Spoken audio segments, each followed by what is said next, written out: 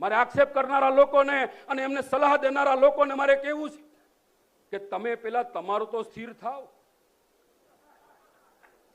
તમે તો સ્થિર થાવ. હું કરવાના છો? લોકોને ગુમરાહ કરે. એક દિવસ કોંગ્રેસની વાહવાહી થાય, એક દિવસ ભાજપની થાય, એક દિવસ હાવણાની થાય, અને હવે નવો શંકરસિંહ બાપુનો પક્ષ આવશે, એમાંય જવું હોય તો ભલે જાય.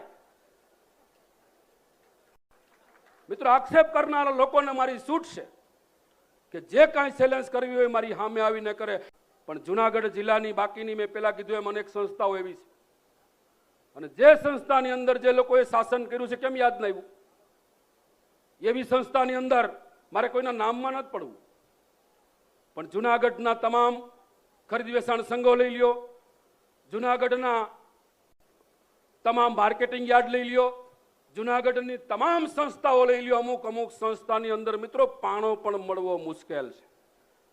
પાણો પણ મળવો, એક પથ્થર મળવો મુશ્કેલ છે. ત્યારે આ લોકોનો જવાબ તમે તમારા વિસ્તારમાં જઈને માગજો કે ભાઈ અહીંયા આ સમાજની તમે વાત કરો તો આ સંસ્થાની અંદર પાણા ગયા ક્યાં, આ સંસ્થાનું બાંધકામ ક્યાં ગયું, કરોડો રૂપિયાની અમારા ખેડૂતો પાસેથી સેસ ઉઘરાવી છે, એ સેસના પૈસા ક્યાં ગયા, એવું તમારે એનીમાં હિસાબ માંગવાની મિત્રો જરૂર પાકી ગઈ છે. જે લોકો ઈશારો કરે ને, કોણ ઈશારો કરે છે તમે વર્તી ગયા હોય, મારે કેવું નથી, કોઈ નામમાં નથી પડવું, પણ જેને ડિઝાઇન આપે છે